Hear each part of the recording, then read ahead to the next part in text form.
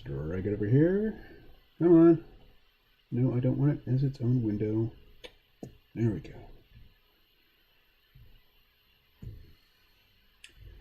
Let's close some tabs, shall we? Oh, definitely close the PayPal tab.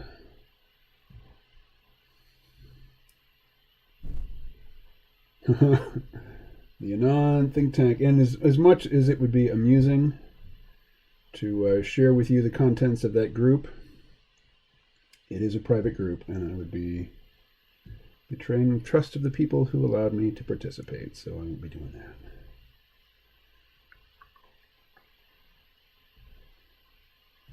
that. Minds.com. Conservative is the new punk. Welcome to the counterculture. Enjoy the ride. K23 News. Is that like K-hole? Vitamin K? Alrighty, I'm going to leave Instagram open because I might go trolling through there looking for some photographic reference. Attack the system. Keith Preston's site. Smallfarmfuture.org.uk. Venerable, was it you that provided this link? I'll leave that open. I might come back to that. Square. Go away. That I need open, as I'll never find that folder again if I close that tab. That's the backside of my website. History of the English Language Podcast. I'll keep that open because I want to look at that at some point. Counterfeiting Stock 2.0. What is this? Something that somebody directed me to. I'll leave that open. Lapham's Quarterly. Which one is this? Is this one with David Graeber? Yeah.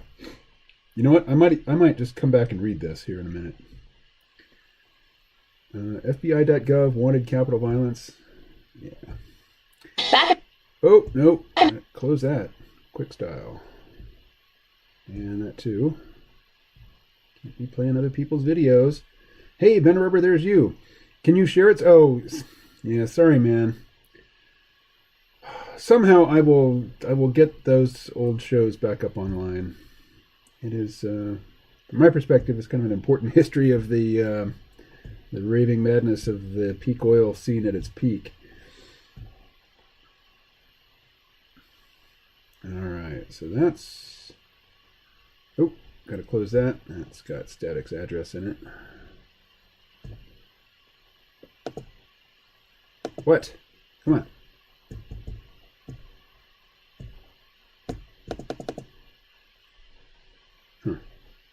Well, supposedly I've got a notification, but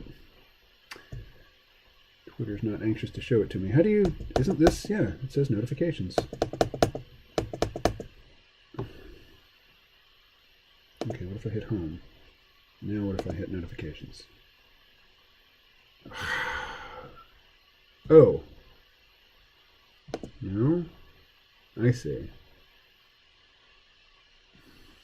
Fucking Twitter. Fucking hate it. Alright. Did I just close the Graeber thing? I think I did.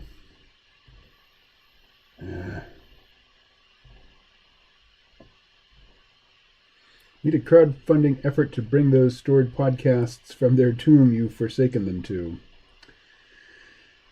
Yeah. I don't know what to tell you about it.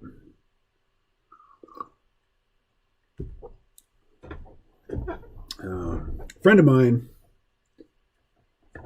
who supports his mother financially, asked her to, do the work of putting those shows up online for me, and it's just a bunch of tedious click, click, click, click, click, cut and paste, blah, blah, blah. It'll be the work of months and months for a single person to reconstruct those episodes. I mean, even though the episodes themselves exist in MP3 form, getting the posts formatted and getting them all uploaded, and it's just going to take forever. It will take longer than I can possibly carve out for it. Let's see. Graeber? Is that how you spell his name? A-E? A-E-B-E-R. Let's see. Plain sight. Let's try site. There we are. Lapham's Quarterly. All right, Hiding in Plain Sight, Democracy's Indigenous Origins in the Americas by David Graeber and David Wengrow. We are taught to pride ourselves on living in a democracy. At the same time, in 1,000 subtle ways, we are taught that true democracy is probably impossible. Certainly the history of democracy is always told in a manner that reminds us it is extraordinarily difficult to achieve. It is never taught, for example, as a history of habit, people collectively governing their own affairs, or of sensibility, the feeling everyone should have equal say in decisions that affect them, but rather as the history of a word. Greek, and I don't read Greek, Latin, demokratia, French, démocratie. Democracy's greatest exponents, the most bitter detractors, all claim that it is a unique product of the West. A conceptual breakthrough first achieved in ancient Greece by the same people who invented Western science and philosophy, which then hovered around Europe for 2,000 or so years as a largely unrealized potential, until a similar cohort of geniuses revived it in the French Enlightenment. The story is so full of conceptual holes, so obviously incoherent, that it takes enormous will to hold it all together. The West, for instance, has to be defined in half a dozen contradictory ways. Sometimes it's an intellectual tradition. Sometimes it's geographical, cultural, racial, and so on. If any of these usages were applied consistently, the whole jerry-built apparatus would fall apart. To take just one example, if the West is a tradition of people reading one another's writings, what does one do with the fact that until the 18th century, every author preserved in that tradition was explicitly anti-democratic? If it's more a matter of cultural sensibility, wouldn't the true heirs of ancient Greeks be modern Greeks?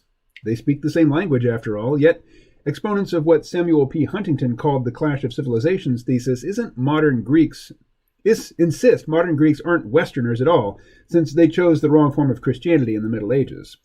The same exponents take as epitomes of Western values David Hume and Adam Smith, whom Plato would no doubt have considered barely civilized descendants of Celtic savages. It all smacks of special pleading, but pleading for what? In essence, there are two subtle messages being conveyed by those who tell this story.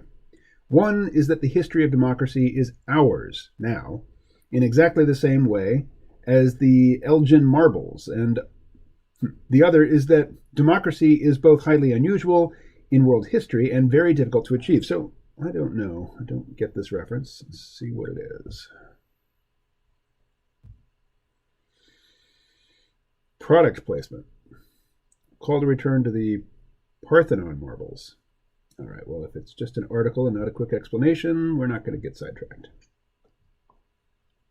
Full, direct democracy, we are given to understand, was possible only for an extraordinary race living in an ancient city of exactly the right size. On a national scale, only the most attenuated version is possible, and we really shouldn't blame ourselves if half the time we get it wrong. On a planetary scale, it's obviously impossible. As late as the 18th century, most European political thinkers considered democracy beyond the pale. American revolutionaries like John Adams were openly against it. Only around 1800 did some start using the term democracy to relabel modern constitutional systems, which were actually designed to emulate the Roman Republic.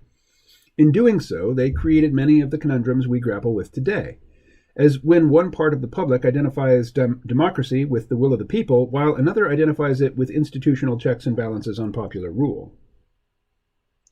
This whole state of affairs would have come as a surprise to Enlightenment philosophers, who were inclined to think their ideals of freedom and equality owed much to the native peoples of what they now called the New World. Of course, they could have been more open about their influences, because the West had not yet been invented. Oh, yeah, they could have been more open. Huh. Is that could or could not? Well, let's read the whole sentence. Of course, they could have been more open about their influences because the West had not yet been invented.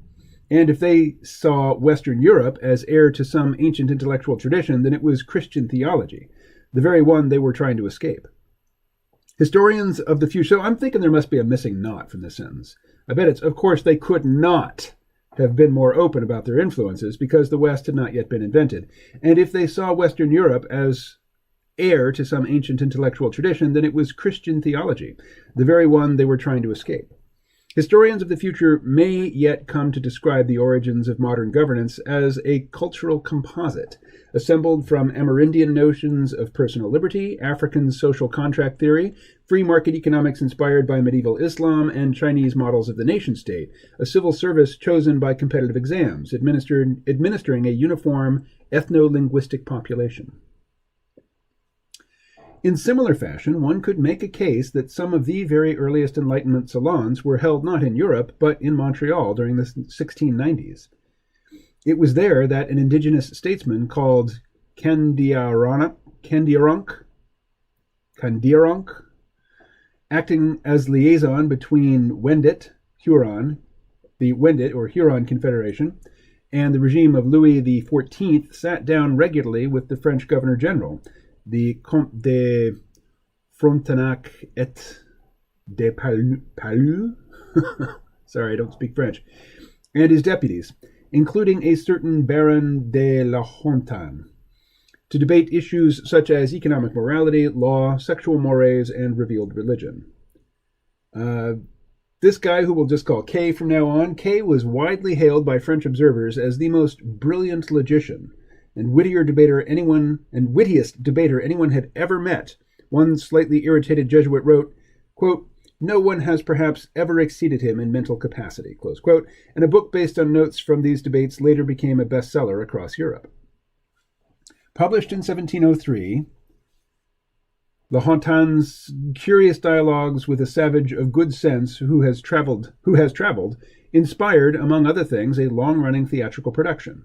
Almost every major Enlightenment thinker came up with their own variant on it, featuring a foreign observer, usually Native American but sometimes Polynesian, Persian, or Chinese, who picks apart the absurdities of French society and typically apes Kay's signature style of skeptical rationalism, his piece-by-piece dissection of Christian doctrine, advocacy of sexual freedom, and his insistence that all the social ills of Europe are ultimately rooted in inequalities of wealth. Conservative thinkers would later place blame for the violent excesses of the French Revolution directly at the feet of the Jesuit relations and texts such as those of La Hontan, which they claimed first introduced such infectious ideas into a stable hierarchical social order. Over time, the terms of this debate have veered to the other extreme. These days, any attempt to suggest Europeans learned anything at all of moral or social value from native people is met with mild derision and accusations of indulging in noble, savage tropes, or occasionally almost hysterical condemnation, as with the influence debate, triggered by the proposal that Haudenosaunee federal structures, the 6 nations of the Iroquois, might have been one model for the U.S. Constitution. The history of democracy is caught, it seems, in a double bind. Both those who extol its virtues in channeling the popular will and those who see in it a means of constraining that. I see.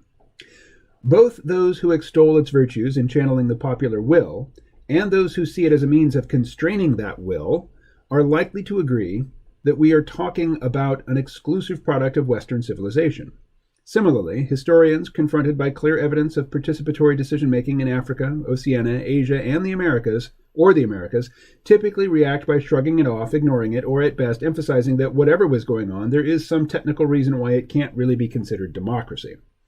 Such stringencies, of course, are never applied to 5th century BC Athens, a militaristic, slave-owning society founded on the systematic repression of women.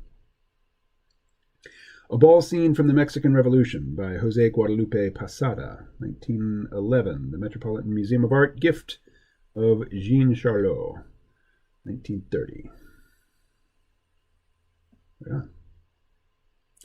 What would happen if we stopped doing that? One result is that the human past would start to look very different, because once you begin searching for it, evidence of democratic practice is actually much more common than one might think. It even crops up in some surprisingly pivotal moments in world history. Often it is hiding in plain sight. Consider the case of Tlaxcala, a city-state adjacent to what's now the Mexican state of Puebla, which played a key role in the Spanish conquest of the Triple Alliance, or Aztec Empire. Here is how Charles C. Mann, in his 1941 New Revelations of the Americas Before Columbus, describes what happened in 1519 when Hernan Cortes passed through. Marching inland from the sea, the Spanish at first fought repeatedly with Tlaxcala, a confederation of 4 small kingdoms that had maintained its independence despite repeated alliance incursions. Thanks to their guns, horses, and steel blades, the foreigners won every battle, even with Tlaxcala's huge numerical advantage. But Cortes's force shrank with every fight. He was on the verge of losing everything when the 4 Tlaxcala kings abruptly reversed course, concluding from the results of their battles that they could wipe out the Europeans, though at great cost. The Indian leaders offered what seemed a win-win deal. They would stop attacking Cortes, sparing his life, the lives of the surviving Spaniards, and those of many Indians, if he in return would join with the Tlaxcala in a united assault on the hated Triple Alliance. There's a problem with this account. There were no kings in Tlaxcala. One only need compare Mann's account, drawn from secondary sources, to the one Cortes himself addressed to his king, the Holy Roman Emperor Charles V. In his 5 letters of relation, 1519-26, Cortes reported that the valley of Puebla contained numerous cities, and that the largest was pyramid-studded Cholula. He then went on to describe Tlaxcala and its hinterland, with a total population of 150,000, noting that the order of government so far observed among the people resembles very much the republics of Venice, Genoa, and Pisa, for there is no supreme overlord.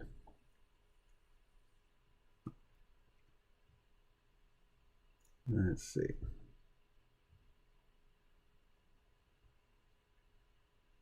Cortes was a minor aristocrat from a part of Spain where even municipal councils were still something of a novelty.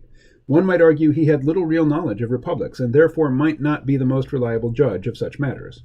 Perhaps. But by 1519 he had considerable experience in identifying Mesoamerican kings and either recruiting or neutralizing them, which is largely what he had been doing since his arrival on the mainland. In Tlaxcala, he couldn't find any. Instead, after an initial clash with the Tlaxcalateca warriors, he found himself engaged with representatives of a popular urban council, whose every decision had to be collectively ratified. Here is where things become decidedly strange, in terms of how the history of these events has come down to us. Within Tlaxcala, a series of debates ensued over how to relate to the Spanish newcomers. In their own way, these deliberations could well be considered pivotal events in world history, since Cortes's eventual conquest of the Aztec capital, Tenochtitlan, a city of perhaps 250,000 people, would never have been possible without his Tlaxcalateca allies. Yet remarkably, historians paid little attention to them, and almost entirely ignore the institutional framework in which they occurred. At the time, Tlaxcala and the Triple Alliance had been engaged in a long series of battles, which the latter liked to portray as a sort of game, the Flower Wars. Aztec elites insisted to Spanish chroniclers that they had allowed Tlaxcala to remain independent so that their soldiers would have a place to train and their priests a stockyard of human victims for sacrifice. But this was braggadocio. In fact, Tlaxcala and its Otomi guerrilla units had been holding the Aztecs successfully at bay for generations. Their resistance was not just military. Tlaxcalateca cultivated a civic ethos that worked against the emergence of ambitious leaders and hence potential quislings, a counterexample to Aztec principles of governance. Politically, the cities of Tenochtitlan and Tlaxcala embodied opposite ideals. Little of this history is known, because the story we've become used to telling about the conquest of the Americas is one of manifest destiny. An invisible army of Neolithic Old World microbes marching alongside the Spaniards, carrying waves of smallpox to decimate indigenous populations, and a Bronze Age legacy of metal weapons, guns, and horses to shock and awe the helpless natives. We like to tell ourselves that Europeans introduced the Americas, not just to these agents of destruction, but also to modern industrial democracy, ingredients for which, it's claimed, were nowhere to be found, not even in embryo. All this supposedly came as a single cultural package: advanced metallurgy, animal-powered vehicles, alphabetic writing systems, and a certain penchant for free thinking that is seen as necessary for technological progress. Natives, in contrast, are assumed to have existed in some sort of alternative, quasi-mystical universe. They could not, by definition, be arguing about political constitutions or engaging in processes of sober deliberation over decisions that change the course of world history. And if European observers report them doing so, they must either be mistaken or were simply projecting onto Indians their own ideas about democratic governance, even when those ideas were hardly practiced in Europe itself. In the case of Tlaxcala, we have a source that records actual debates taking place in the council, the unfinished Crónica de la Nueva España, composed between 1558 and 1563 by Francisco Cervantes de Salazar, a native of Toledo, who became one of the first rectors of the University of Mexico. For over 4 centuries, the Crónica was hiding in plain sight, condemned to obscurity by an Inquisition keen to expunge records of idolatrous practices. It languished in private collections, eventually finding its way into the Biblioteca Nacional in Madrid, where in 1911 it came to light through the efforts of Zelia Nuttall, pioneering archaeologist, anthropologist, and finder of lost codices. In 1914, the Crónica finally saw publication. To this day, there is no critical introduction or commentary to guide readers through its prose or point them to its significance as a record of political affairs in an indigenous Mesoamerican city. The Crónica deals directly with the governing council of Tlaxcala and its deliberations over the Spanish invaders. Here, Cervantes de Salazar is basing his account on historical data obtained from native leaders who survived the conquest and their immediate descendants. We have accounts of speeches and diplomatic gifts going back and forth between Spanish representatives and their Tlaxcalateca counterparts, whose oratory and counsel occasioned admiration. Those who spoke for Tlaxcala included elder statesmen such as X, the elder, father of the military general also named X, who is still lionized in the state of Tlaxcala to this day, but also indigenous masters of commerce, religious experts, and the top legal authorities of the day. What the author describes in these remarkable passages is evidently not the workings of a royal court, but a mature urban parliament that sought consensus for its decisions through reasoned argument and lengthy deliberations, carrying on, when necessary, for weeks at a time. The key segments of the text come in Book 3, when Cortés is still encamped outside the city, with his newfound Totonac and Kempoalan allies. A lord named Max, well known for his great prudence and affable conversation, gets the ball rolling with an eloquent appeal for the Tlaxcalatecas to follow what is ordained by the gods and ancestors and ally with Cortés to rise up against their Aztec oppressors. His reasoning is widely accepted until X the Elder, by then over 100 years old and almost blind, intervenes. Nothing, he reminds the council, is harder to resist than an enemy within, which is what the newcomers will likely become if welcomed into town. Why? Asks X. Does Max deem these people gods, who seem more like ravenous monsters thrown up by the intemperate sea to blight us, gorging themselves on gold, silver, stones, and pearls, sleeping in their own clothes, and generally acting in a manner of those who would one day make cruel masters? There are barely enough chickens, rabbits, and cornfields in the entire land to feed their bottomless appetites, or those of their ravenous deer, Spanish horses. Why would we, who live without servitude and never acknowledged a king, spill our blood only to make ourselves into slaves?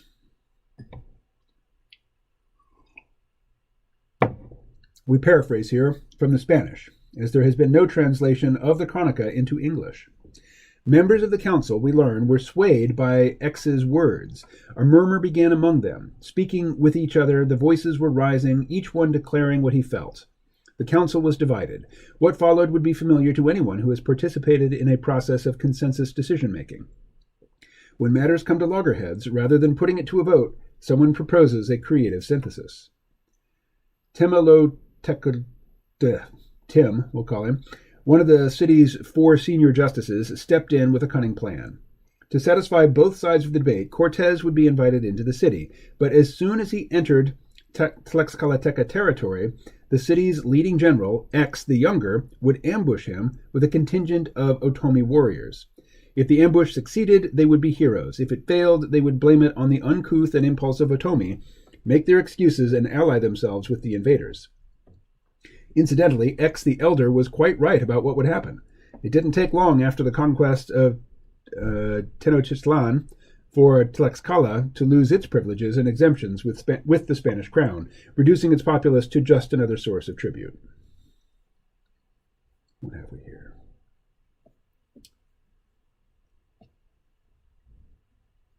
Hekemo Cabeza de Vaca has a really cool story too.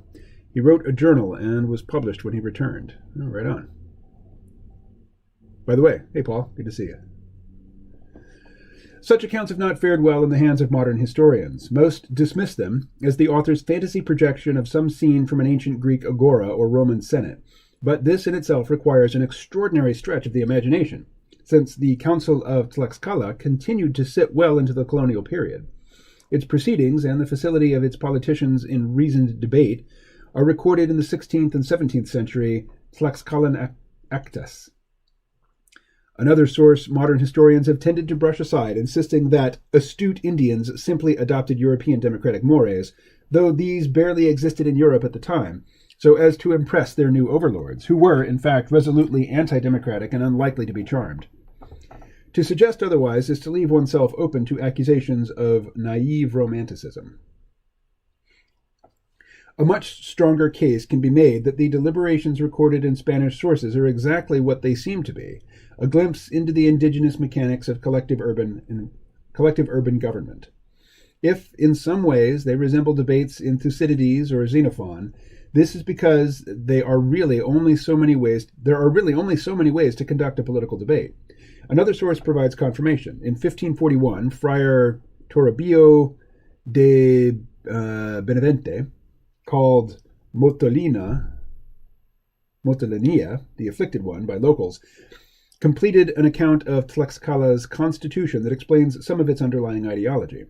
The city, he wrote, was indeed a republic, governed by a council of elected officials, answerable to the common citizenry.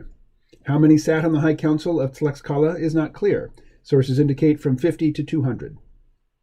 Nor does Motolinia explain how they were selected or who was eligible.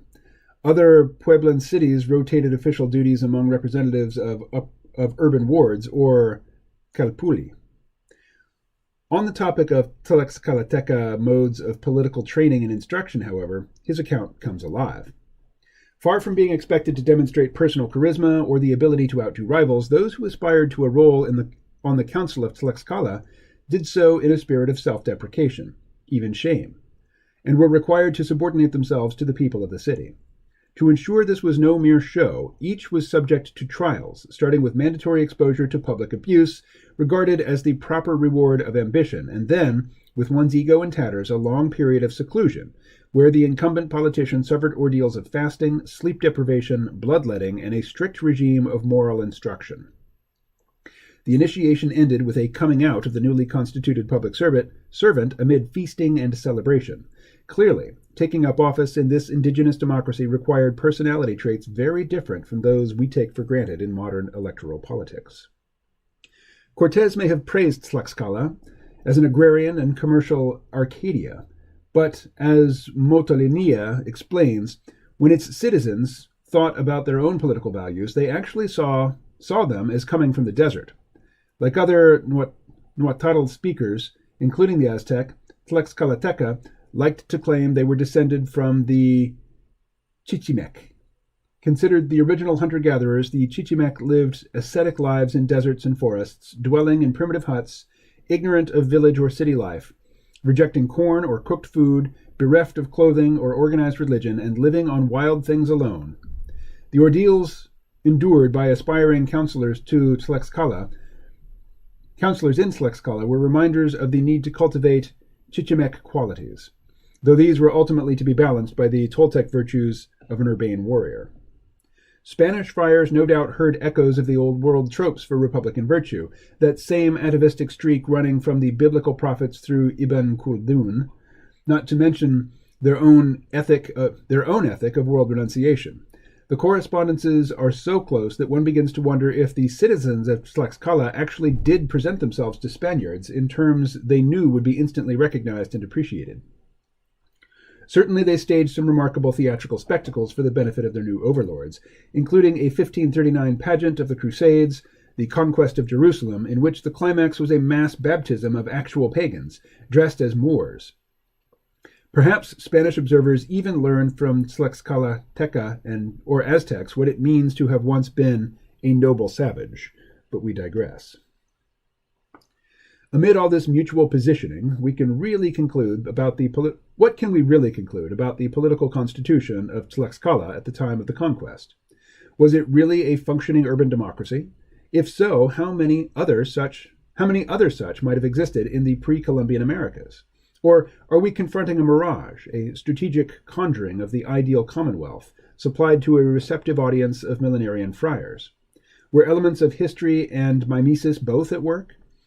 If all we had to go on were written sources, there would always be room for doubt. But archaeologists confirm that by the 14th century, the city of Tlaxcala was, in fact, already organized on an entirely different basis than Tenochtitlan, for example. There is no sign of a palace or central temple, and no major ball court, an important setting for royal ritual in other Mesoamerican cities. Instead, archaeological survey reveals a cityscape given over almost entirely to the well-appointed residences of its citizens, constructed to uniformly high standards around more than 20 district plazas, all raised up on grand earthen terraces. The largest municipal assemblies were housed in a civic complex called Tizatlan, which was located outside the city itself, with spaces for public gatherings entered via broad gateways. Was Tlaxcala unique? It seems unlikely. Democratic city-states rarely appear in total isolation. The archaeological evidence is important here because it gives us some idea what the remains of a democratic polity in Mesoamerica might look like, even in the absence of written sources. Identifying a royal capital is usually more straightforward. Mesoamerican kings, like most other kings, tended to make spectacles of themselves. One can normally expect to find not just palaces and pyramid temples, but also ball courts, images of war and subjugation, stelae showing rulers dominating captives, often sacrificed after games, calendrical rituals celebrating royal ancestors, and records of the deeds of living kings. But there are also ancient Mesoamerican cities where none of these things appear, or at least where they are absent for many cities. The oldest and grandest is Teotihuacan, I guess that's right, which had its heyday between 100 and 600. With around 100,000 inhabitants, it became the largest city in the Americas, and one of the largest in the world at that time. In its early centuries, they developed, as one might expect, a budding royal center. Great twin pyramids went up along with the Temple of the Feathered Serpent, each major building project sanctified by human sacrifices, evidence of which is recovered from their foundations. Then around 300, something changed. The temple was defaced and set alight. Human sacrifices came to an end, and construction came to focus on some hundreds of spacious stone-built apartments, midway between social housing and tiny palaces, all arranged on a grid system, built to a common design. From then on, there is no further indication of central authority, nor any ostentatious signs of inequality within the city. Are the ruins of Teotihuacan testimony of an early social revolution? Was the city democratically administered in its later phases? We cannot say for sure, but what we can say is that the context for such debates is changing. Aside from later examples in the Americas, contemporary research in Asia or Eurasia is beginning to show that long before 5th century Athens, egalitarian cities and participatory forms of government were surprisingly common. The first urban cultures of Mesopotamia, Ukraine, and the Indus Valley, for instance, and also other cases of social revolution, like the Chinese city of Taosi, around 2000 BC. Again, future historians will likely see the origins of modern nation-states very differently than the way we do now. Equally, it seems, they will need to abandon the Elgin Marbles view of the past and make space for entirely new histories of democracy. All right. Don't know who sent that to me. But whoever it was, thank you. It was good stuff. Alrighty, well, over an hour into this thing now, and I haven't drawn a single line, so it's time to change that. Gotta heat up my coffee first, though.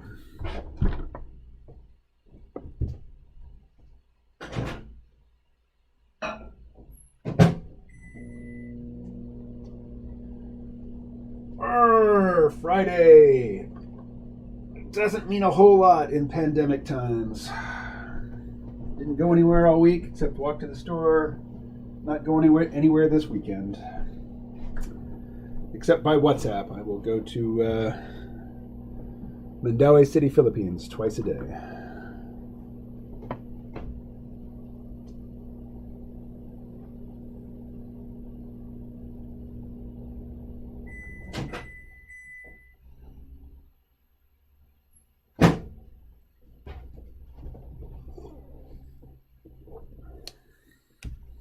All right.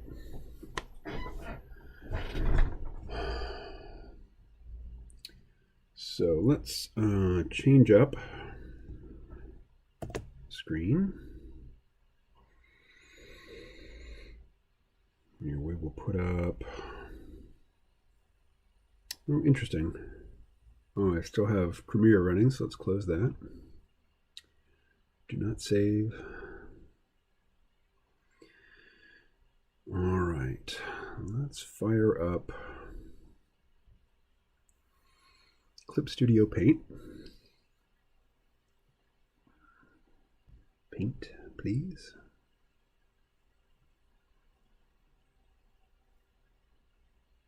There we go. Now I need to look at an email to see what I need to draw next.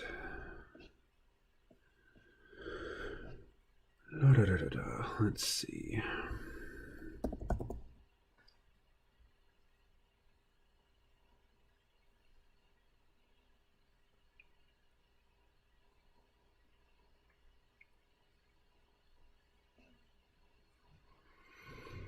All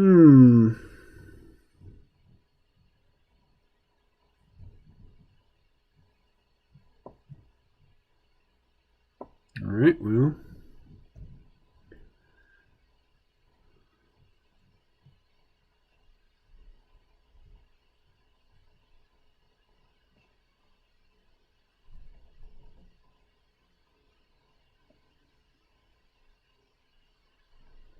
Grays, VZ, Joyce, Derek.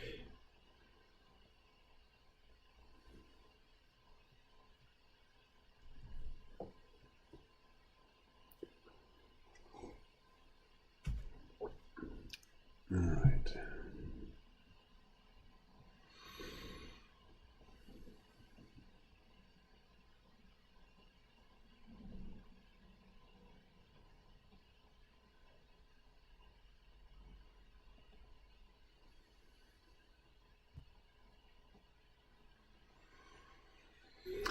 Let's see. Anything in the chat? Nothing in the chat. All right, so I'm actually going to have to work, huh?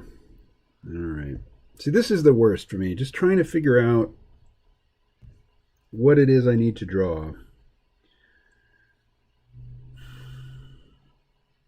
The person building the website is very irritated with me that I haven't completed all of these assignments, but, you know, I don't have a clear list of what the assignment is. I don't have a clear list of images that I need to create. I have to figure it out by myself.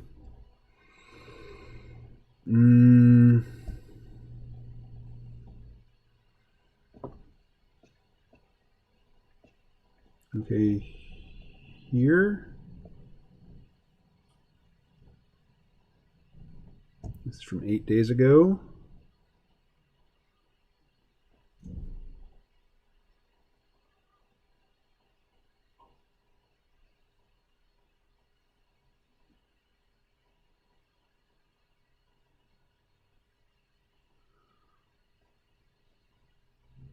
Okay, we need the lead image for Nietzsche.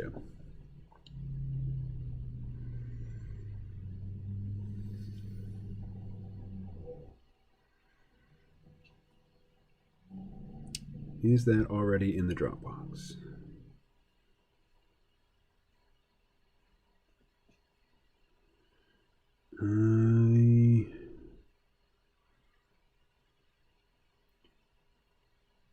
I'm not seeing it, but I know it exists, so we got to find that.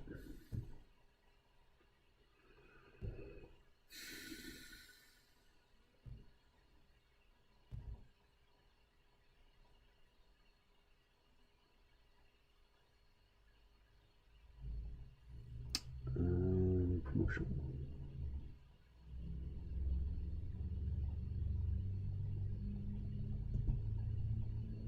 Yeah, that one. Okay. So let's upload that.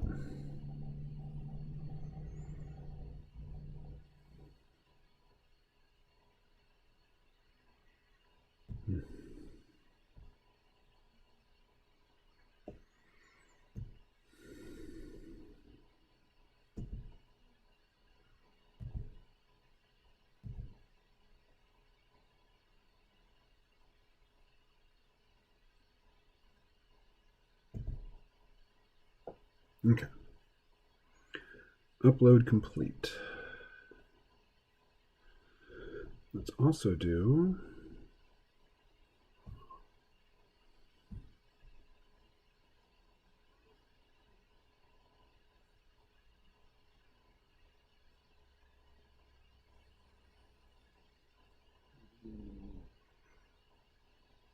that and that.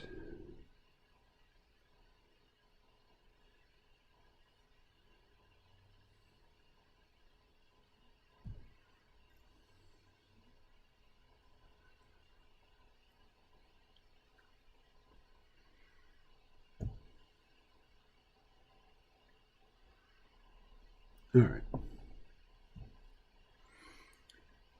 Paul says, perhaps just give them something and let the team critique it. I find that's easier to brainstorm when you have a product to assess. Well, the web designer insisted that she won't be attending any more meetings.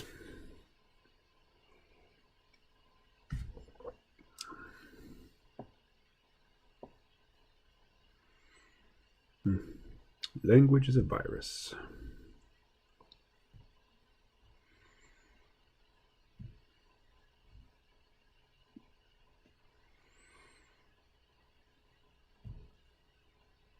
All right.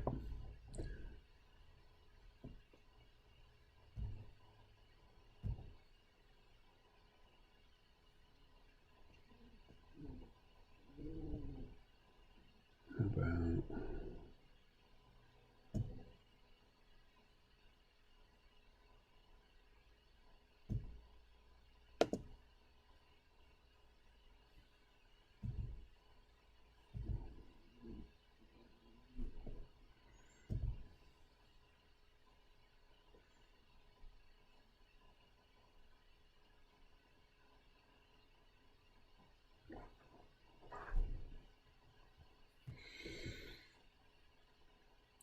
let's see.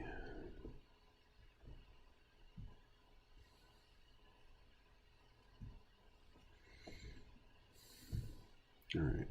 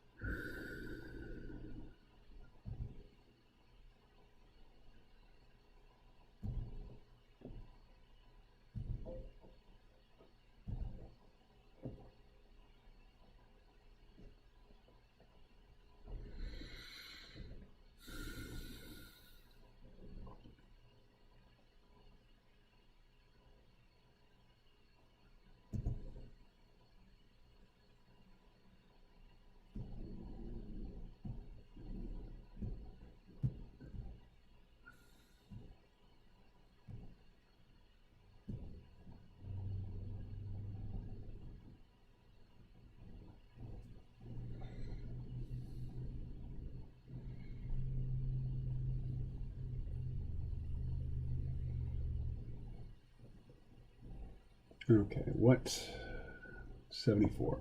All right.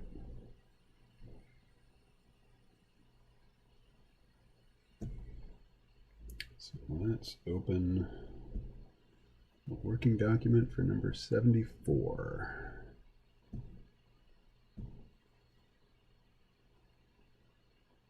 Huh. Which for some reason I did not export as a no dialogue strip. Okay, let's do that.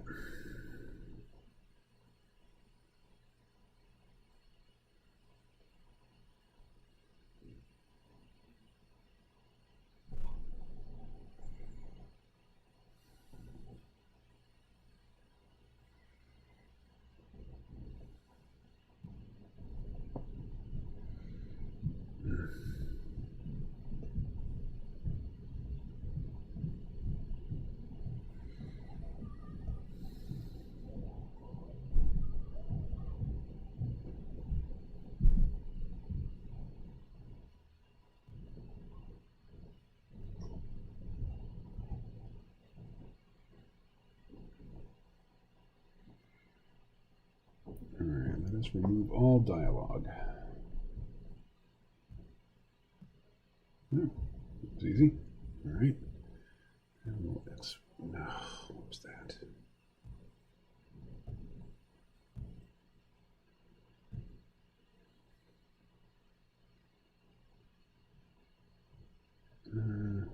Is it PNG? Yes.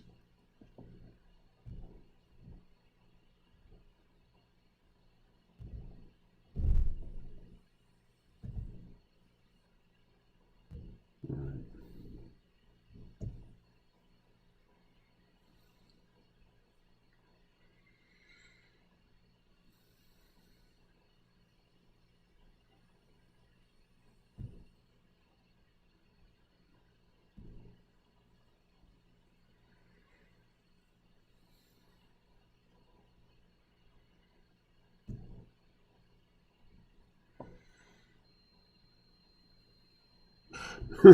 The upload to Dropbox feature is not in the program itself. I have to go to the web browser for that. Upload files, documents, geb, strips, no dialogue. Let's go.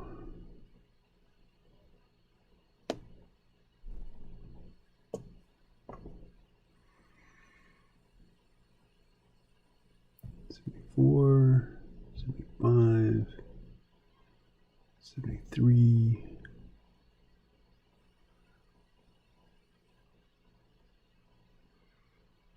71,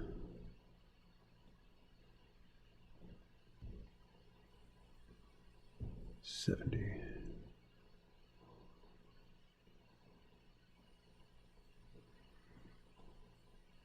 Oh, I just lost them all.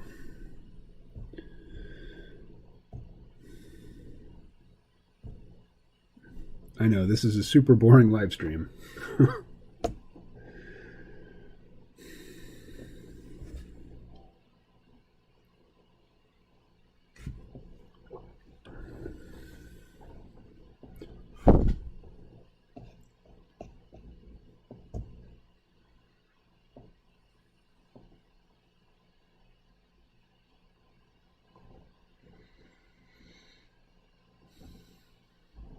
Okay, how about this?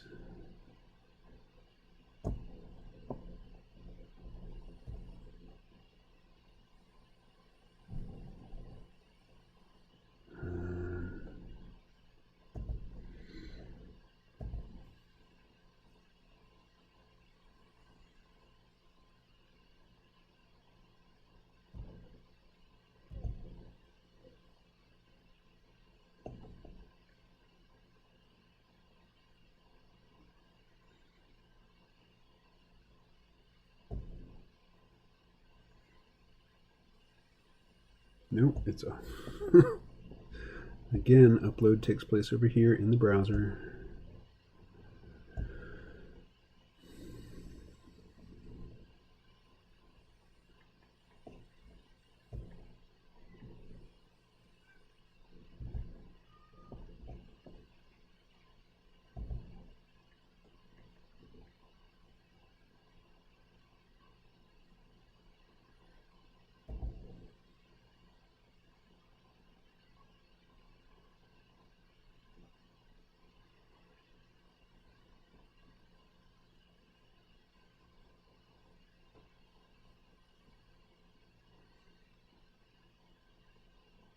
Wow, it's taking a long time. All right.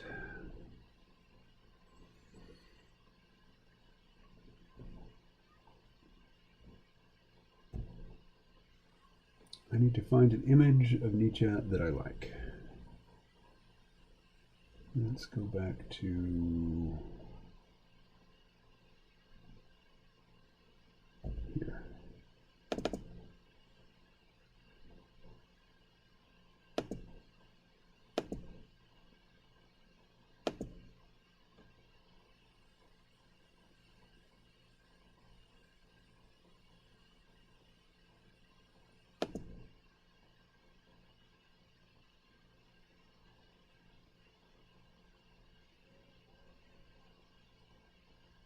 What is this? 57.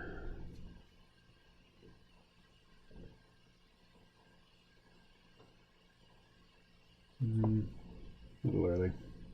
I like his nose there, though.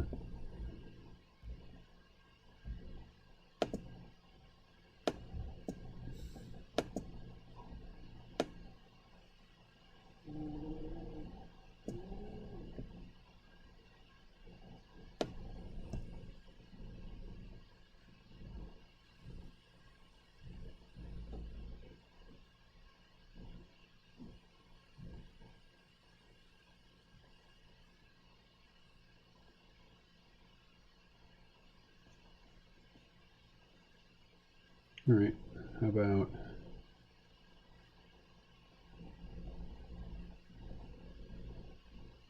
57? All right.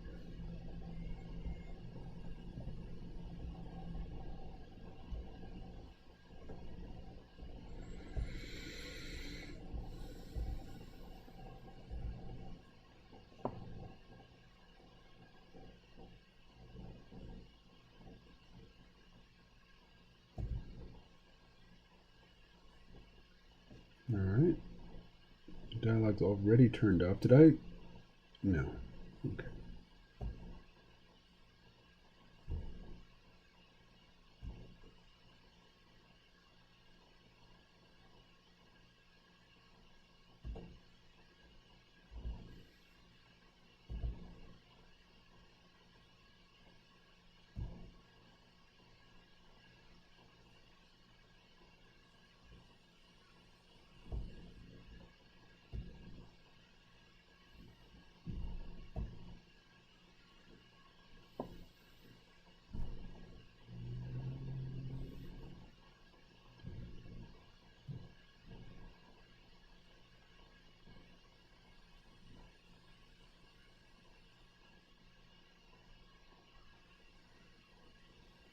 All right.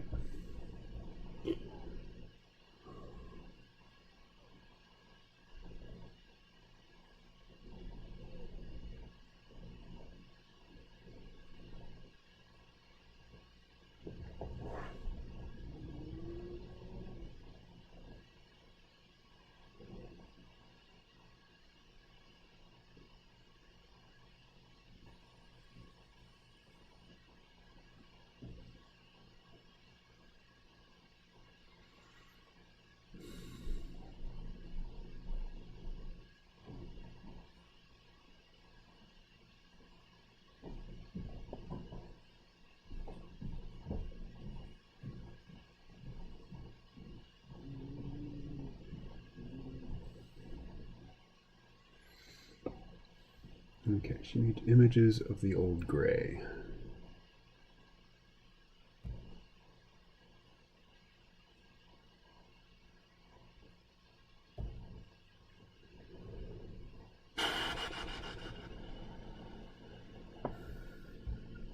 Okay.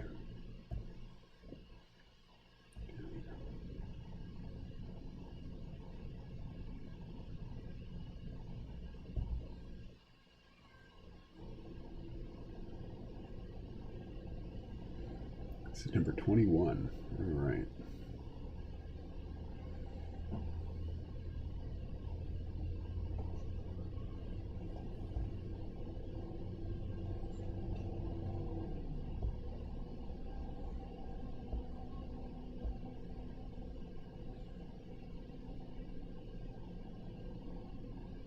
What am I doing?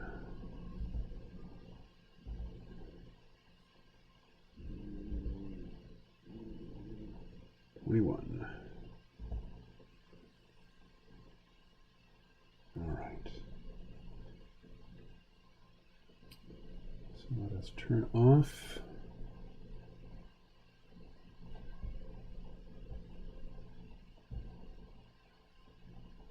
There we go.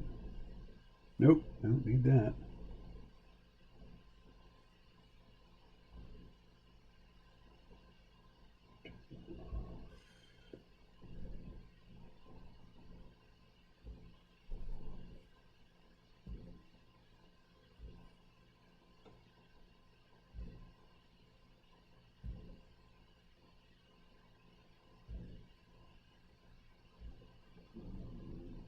Okay, there we go.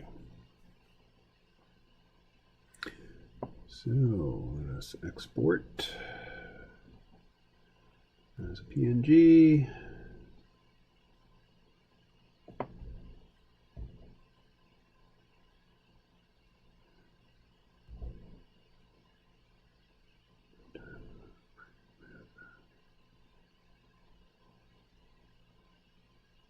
No dial.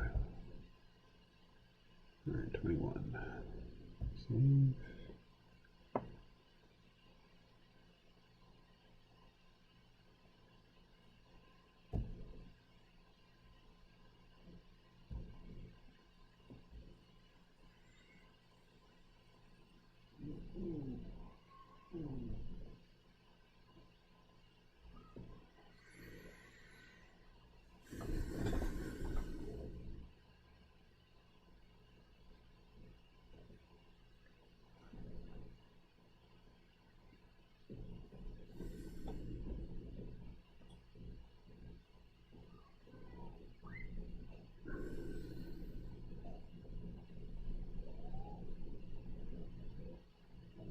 What the fuck am I doing? All right, uploading to Dropbox. God damn it.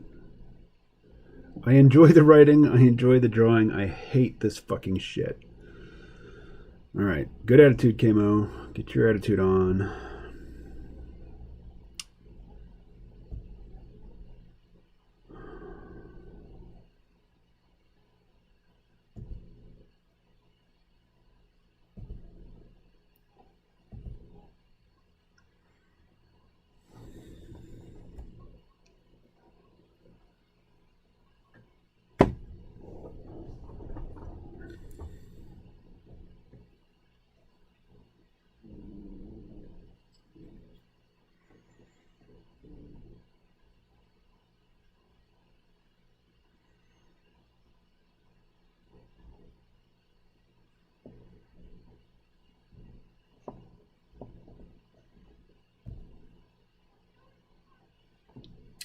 All right, now, what else am I looking for?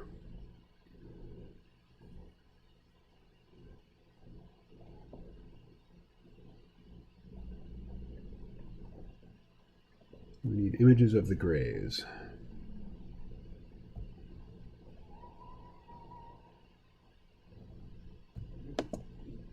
No, I'm not ready to do that.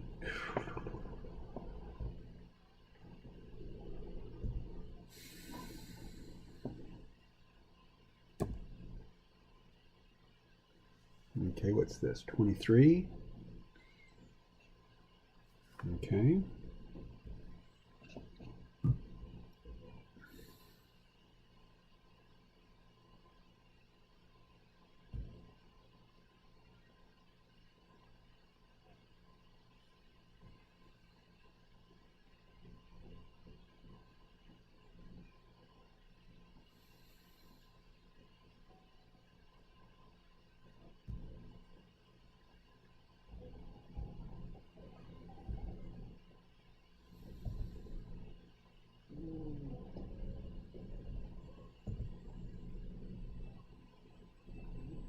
All right, turn off the dialogue.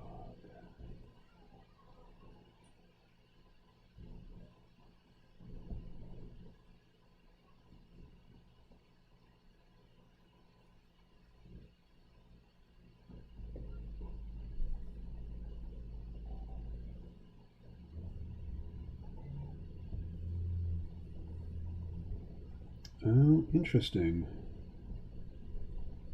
I actually need to go back and do some more drawing on this, what, 2.5-year-old strip. I got to complete. Like, this was all covered by a dialogue balloon. So, clearly this window is not active. How do I open it? If we just try to select it. Nope. All right.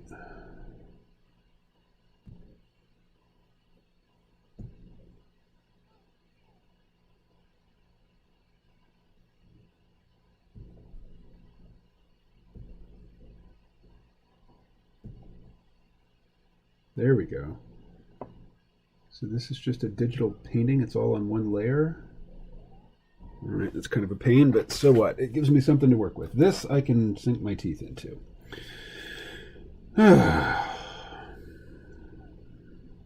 Takes a while to turn the tab mate on. There we go.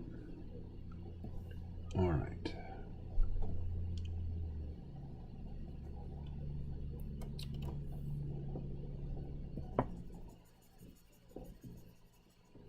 Or how about if we just draw in white rather than try to erase?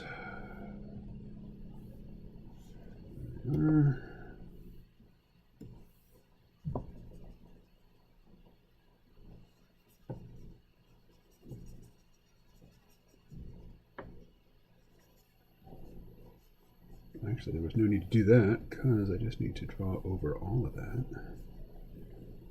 Let's see.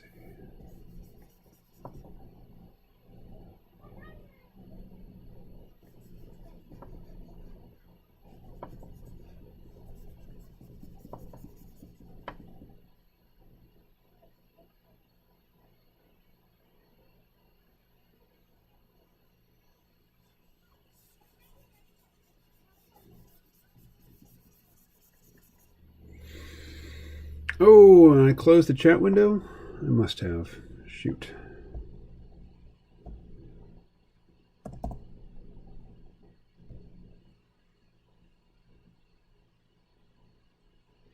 So, if anybody's typed a message recently, sorry, I accidentally closed the chat window.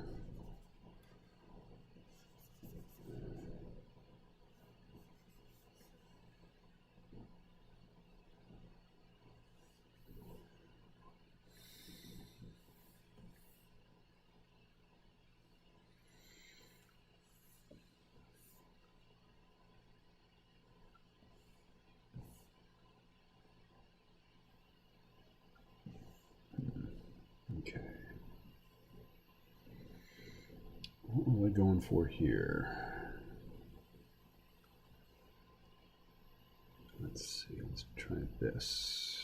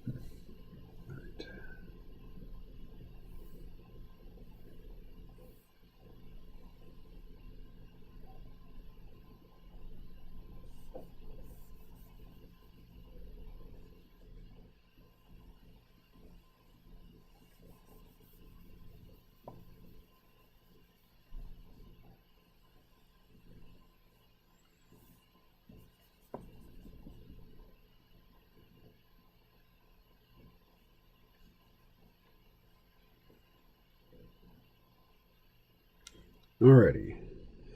My awesome comments will never be seen.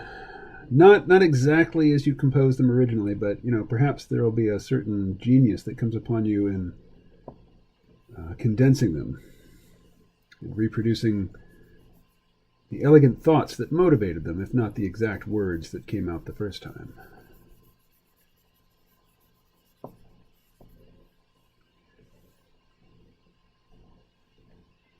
Are you at home today, or are you at the office, Paul?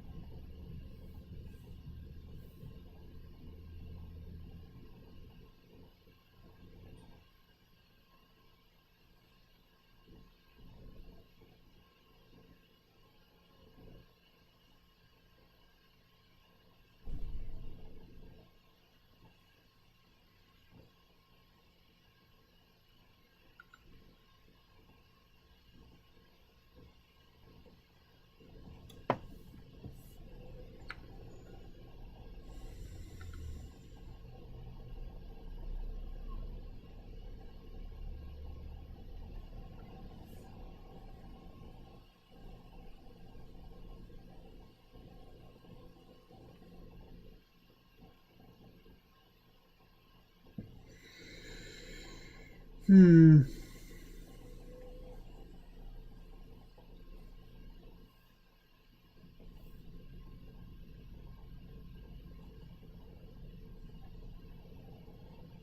Exciting stuff, huh, folks? Exciting. Excitement, adventure, and really wild things. Sounds awful.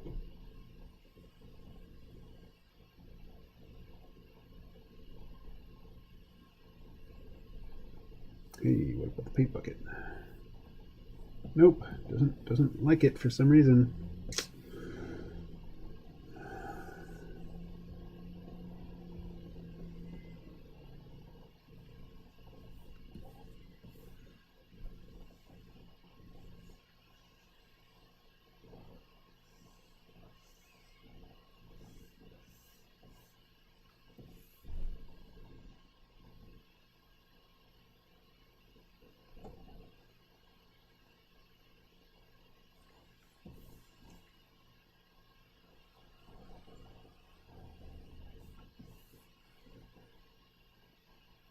All right, we're going to draw in some feet here. So this tentacle, oops.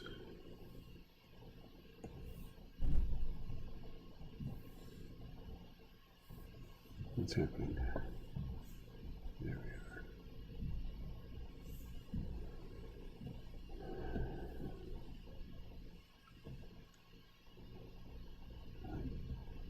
All of that we need to get rid of. Alrighty.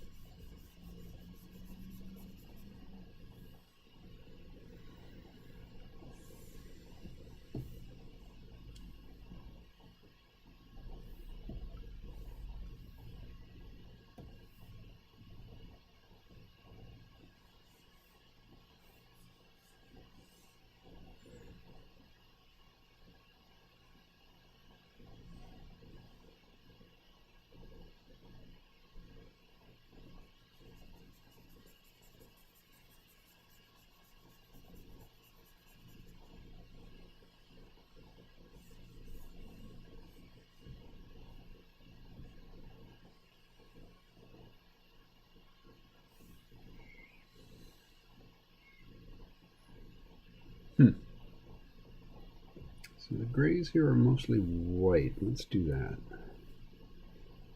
Make them very, very light gray at least.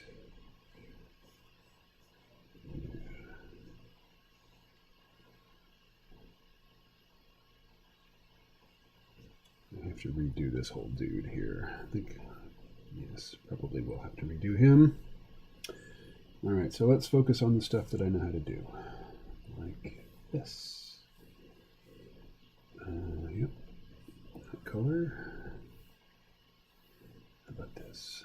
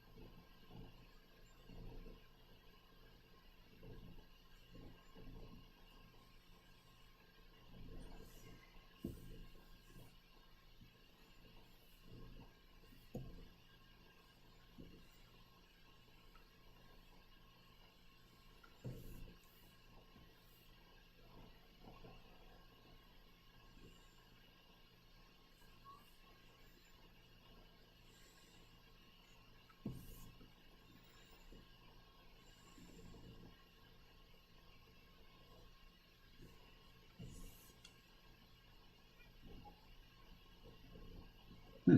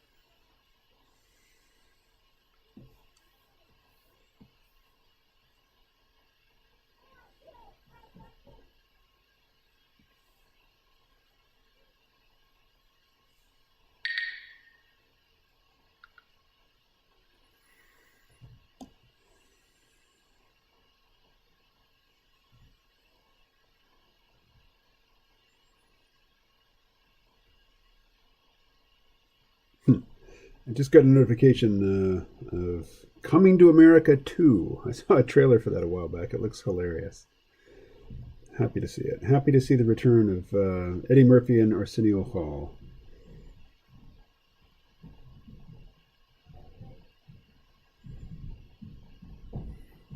And I just got followed by an account called CACCF Bethel Center on Instagram. They only have one post, and their bio reads Manifestation of Christ in the Fullness of His Glory. So I'm going to pass on following that one back. Yep. Okay. Back to what I was doing. How about that? Dense watercolor. A little smaller. Yeah, nope. Still too fat. Try that. There we go. Now.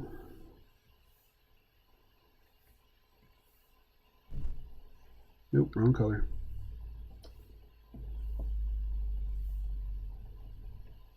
There we go.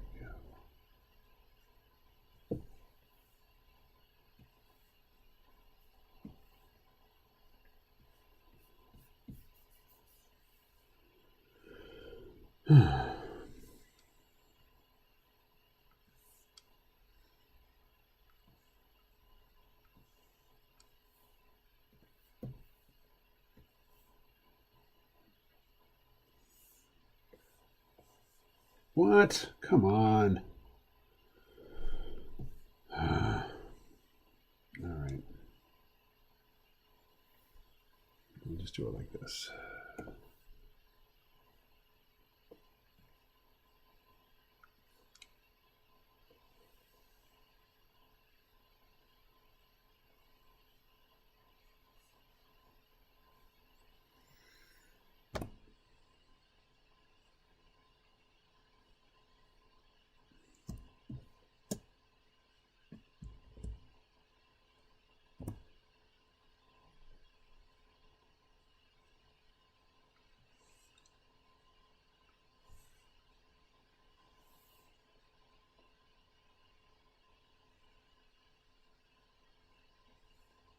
All right.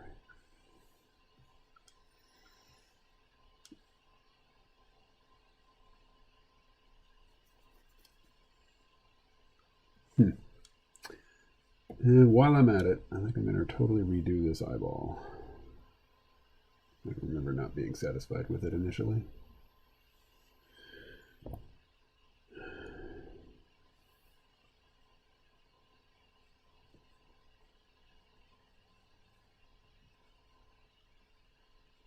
Where is that white? No, no, no. That. Okay.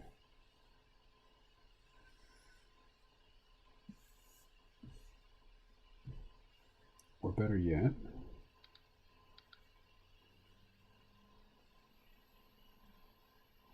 yeah, we'll delete that. Choice sketch layer.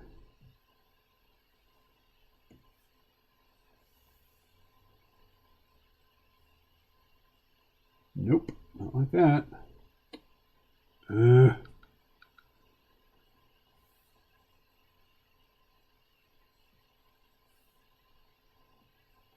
There. Okay.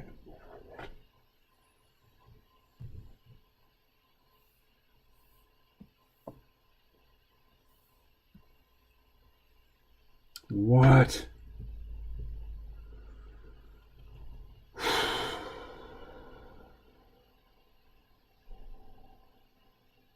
This is driving me nuts. Okay, here's what we're going to do. We're just going to take a screenshot of this and make it its own document.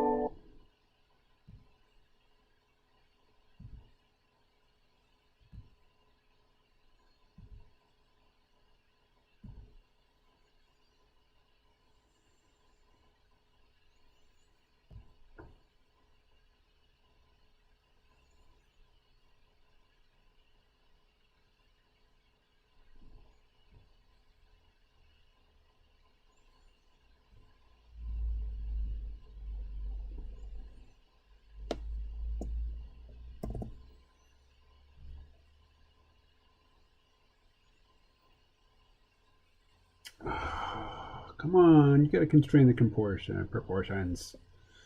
All right. Fucker.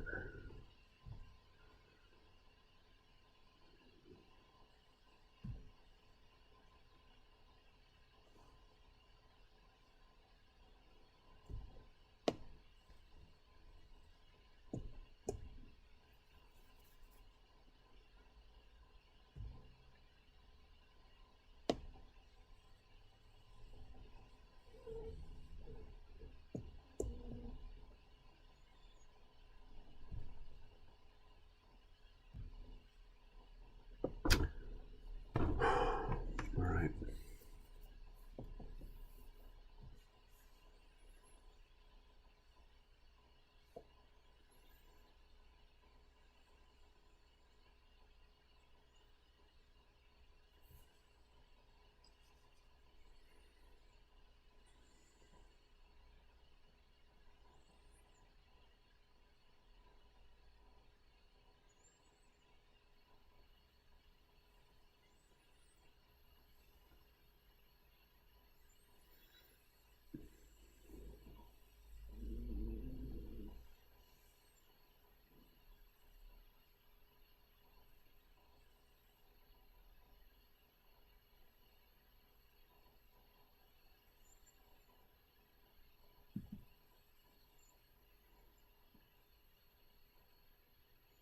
All right. Now, Mr. Gray Dude here. You have a glorious destiny.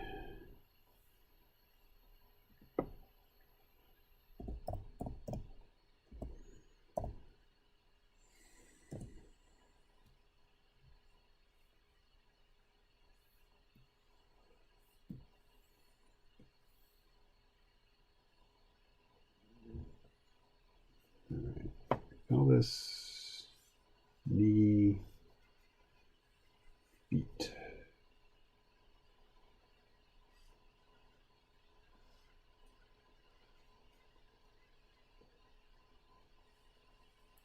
This comes around. Let's see. Wraps around in once. Comes from behind, wraps around the front, and then comes out here.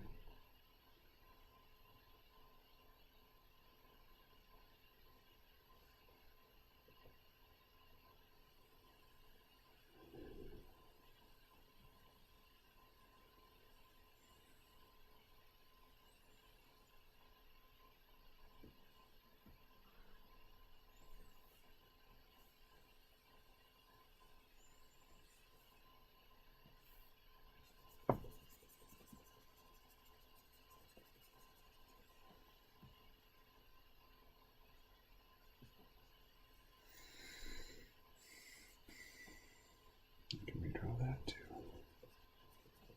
Don't really need any of that.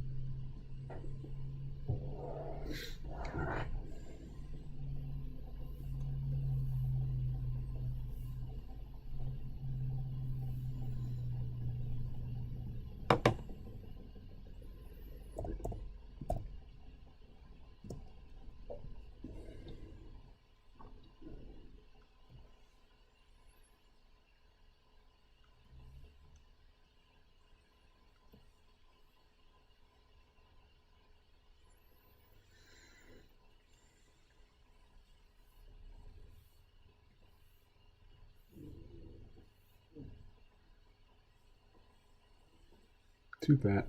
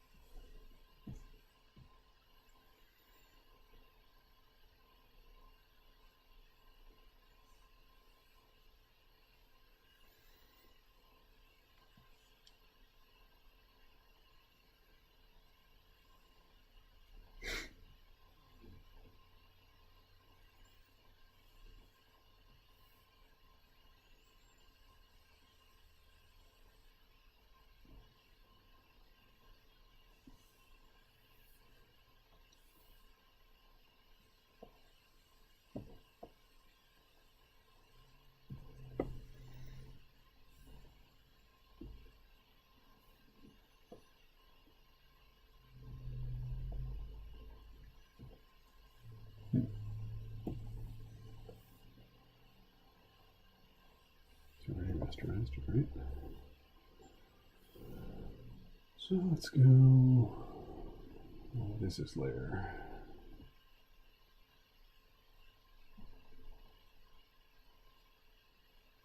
Right.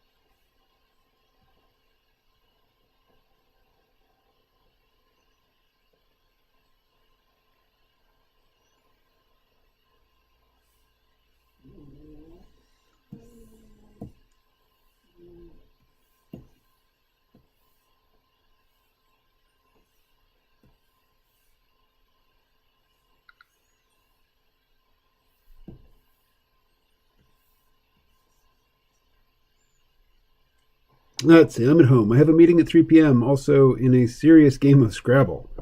Multitasking is a toughie. Have a nice Friday. Stay productive. Thank you, Paul.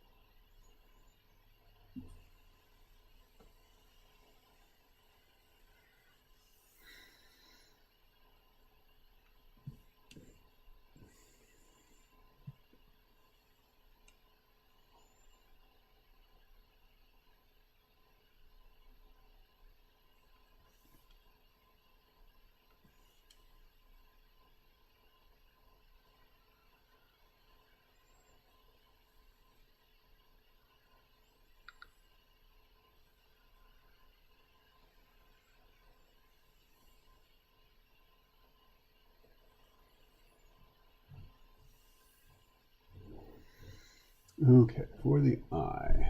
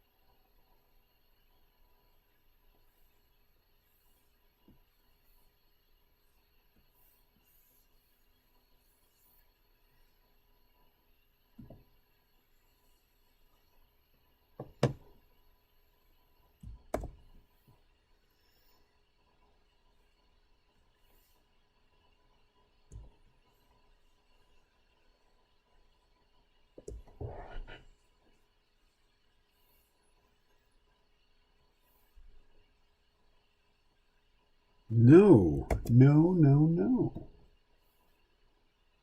Why does it switch layers?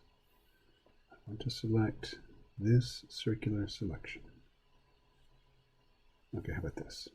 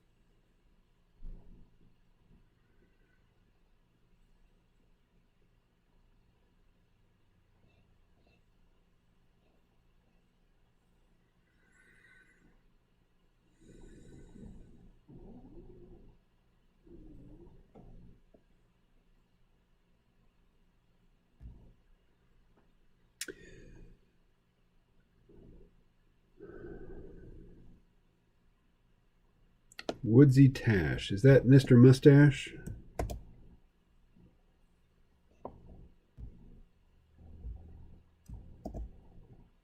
Mr. Money Mustache?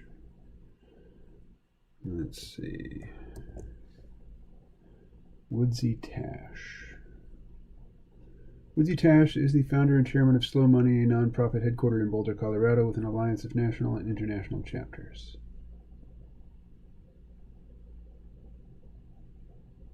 I've heard the phrase slow money, and I recognize the cover of this book.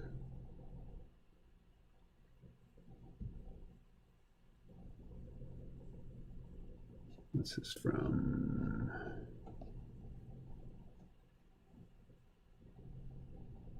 (2010) Huh.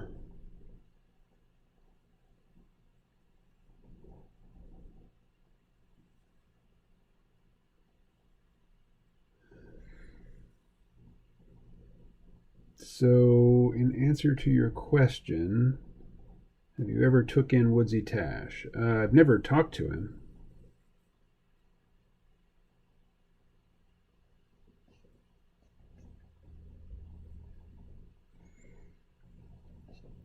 Could there ever be an alternative stock exchange dedicated to slow, small, and local? Could 1 million American families get their food from CSAs? What if you had to invest 50% of your assets within 50 miles of where you live? Such questions at the heart of slow money represent the first steps on our path to a new economy.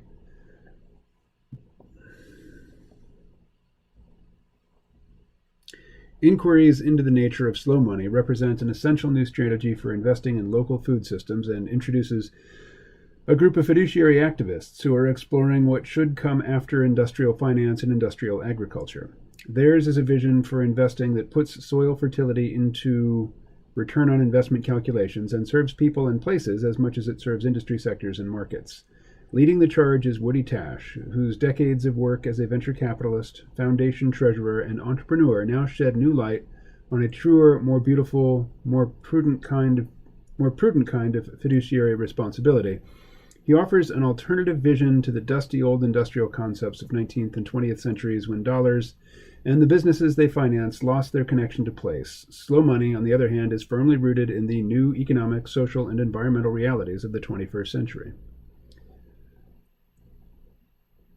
Inquiries into the nature of slow money is a call to action for designing capital markets built around not extraction and consumption, but preservation and restoration. It is a movement. Is it a movement, or is it an investment strategy? Yes.